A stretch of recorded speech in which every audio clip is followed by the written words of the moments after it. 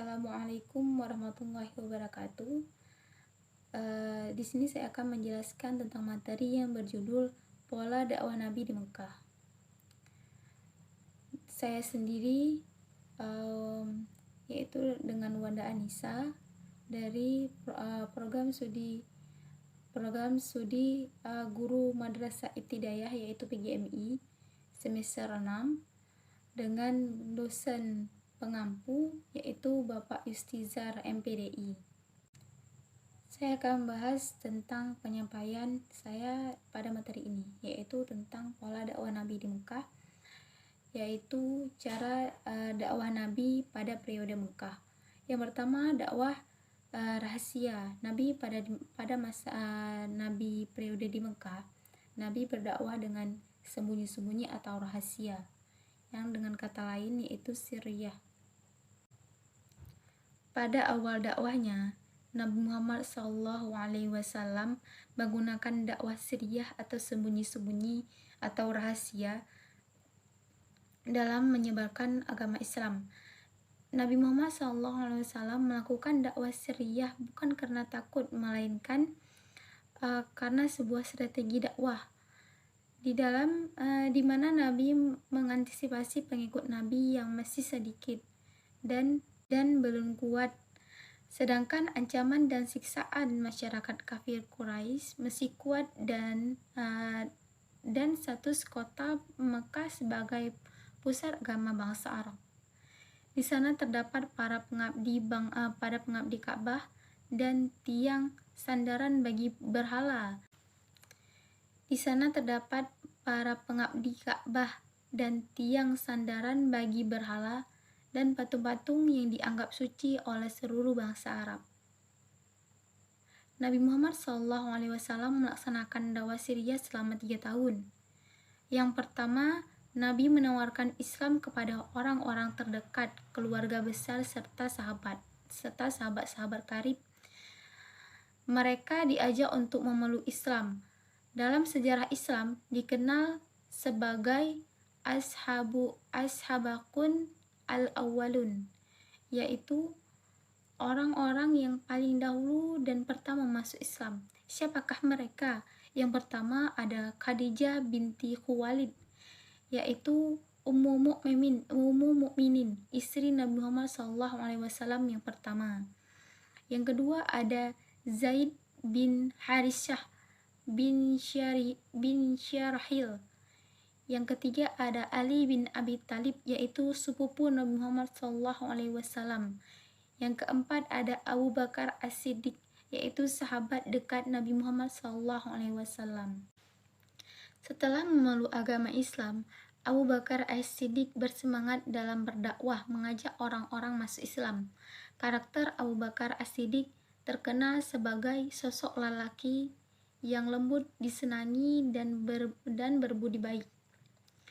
Para tokoh kaumnya selalu mengunjunginya dan sudah tidak asing dengan kepribadiannya karena kecerdasan, kesuksesan, dan berbisnis dan pergaulannya yang luas, yaitu pergaulannya yang sangat menyenangkan bagi sahabat-sahabat karibnya. Memulai dakwah beliau, beberapa sahabat masuk Islam. Yang pertama itu ada Utsman bin Affan.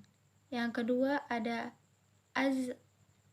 Az-Zubair bin Al-Awam Al-Hasadi. Yang ketiga ada Abdurrahman bin Auf.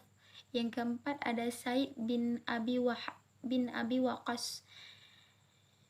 Yang kelima ada Taha bin Ubaidillah. Dan selanjutnya diikuti oleh sahabat-sahabat Nabi yang lainnya. Mereka semua masuk Islam secara sembunyi-sembunyi. Mereka menyembunyikan keimanannya untuk menghindari ancaman dari siksaan kaum kafir Quraisy. Selain diuji oleh faktor eksternal, keimanan mereka diuji oleh faktor internal, yaitu faktor yang ada di dalamnya, yaitu ajaran-ajaran yang diterima Nabi Muhammad yang diterima Nabi Muhammad SAW bertentangan dengan kondisi yang ada dan di luar kemampuan otak manusia. seperti peristiwa Isra Mi'raj. Isra Mi'raj itu sebagaimana yang kita ketahui, yaitu peristiwa perjalanan Nabi Muhammad SAW dari Masjidil Haram ke Baitul Maqdis dan diteruskan ke Sidratul Muntaha dalam satu hari. Peristiwa yang tidak mungkin dilakukan pada waktu itu, di mana kondisi fasilitas transformasi masih menggunakan unta atau kuda. Seperti yang kita ketahui, sedangkan perjalanan unta dan kuda tidak mungkin menempuh perjalanan dalam satu hari. Di mana kondisi fasilitas transformasi masih menggunakan unta dan kuda.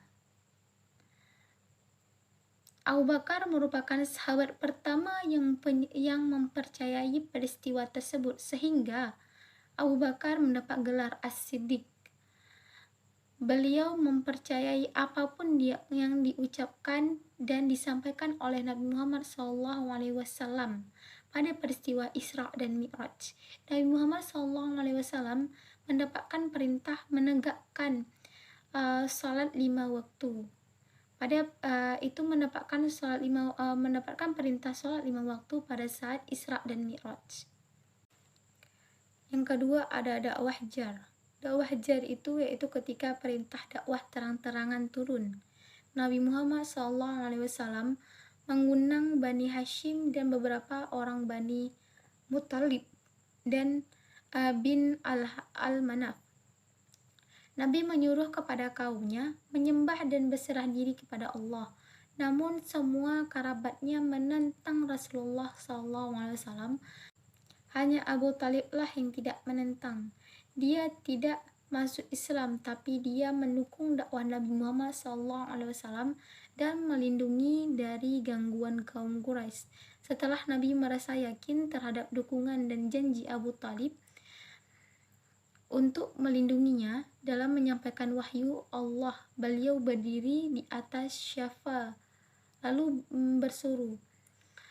Lalu beliau mengatakan, "Wahai semua orang," maka semua orang berkumpul memenuhi seruan beliau. Lalu beliau mengajak mereka kepada tauhid, lalu beriman kepada risalah beliau serta iman kepada hari kiamat atau hari akhir.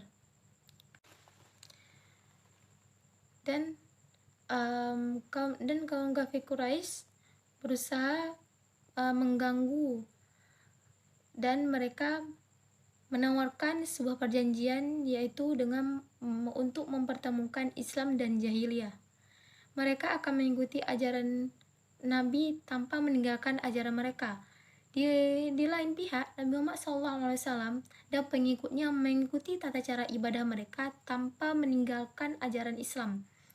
Nabi Muhammad SAW dengan tegas menolak ajaran mereka. Peristiwa tersebut diabadikan dalam surah Al-Kafirun, yaitu yang berbunyi, "Qul ya ayyuhal kafirun la a'budu ma ta'budun wa la antum 'abiduna ma a'bud wa la ana 'abidum ma 'abadtum wa la antum 'abiduna ma a'bud lakum dinukum waliyadin." Yaitu yang artinya, katakanlah, hai orang-orang kafir, aku tidak akan menyembah apa yang kalian sembah, dan kalian bukan penyembah Tuhan yang aku sembah, dan aku tidak pernah menjadi penyembah apa yang kalian sembah, dan kalian tidak pernah pula menjadi penyembah Tuhan yang aku sembah. Untuk kalianlah agama kalian, dan untukkulah agamaku. Dengan begitulah Nabi Muhammad SAW mempertegaskan larangan adanya pencampuran agama Islam dan agama lainnya, dan ajaran agama lainnya. Penolakan tersebut yaitu dengan diturunkannya wahyu kepada Nabi Muhammad SAW berupa surah Al-Kafirun ayat 1-5. Yang kedua yaitu ada mengidentifikasi prioritas dakwah Nabi periode Mekah. Ada beberapa poin, yaitu selama di Mekah, prioritas dakwah Nabi Muhammad SAW pada masalah-masalah berikut. Yaitu yang pertama, mengajarkan ketauhidan, mengajarkan ilmu untuk mengenal Allah. Yang kedua, ada kondisi masyarakat Mekah yang menyembah berhala. Yang ketiga, ada penegaskan hari kiamat sebagai hari pembahasan. Yang keempat, ada merubah perilaku masyarakat jahiliyah. Yang kelima, ada mengangkat dan melindungi hak asasi manusia. Kesimpulannya yaitu pada awal dakwahnya Nabi Muhammad SAW menggunakan dakwah siriyah, yaitu menyebarkan agama Islam dengan cara sembunyi-sembunyi. Nabi Muhammad SAW menerapkan beberapa pola dakwah, antara lainnya yaitu yang pertama tadi dakwah siriyah, yaitu secara sembunyi-sembunyi, atau yaitu kesimpulannya yaitu pada awal dakwahnya Nabi Muhammad SAW menggunakan dakwah siriyah dalam menyebarkan agama Islam.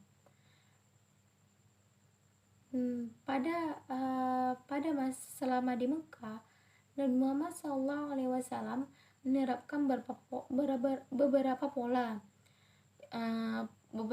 dakwah, antara lain yaitu dakwah siriyah atau dakwah sembunyi-sembunyi atau dakwah rahasia, sebagai cara dakwah yang digunakan ketika kondisi dan situasi tidak mendukung.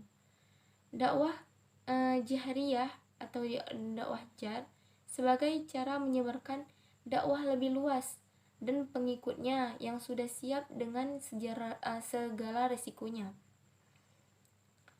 hingga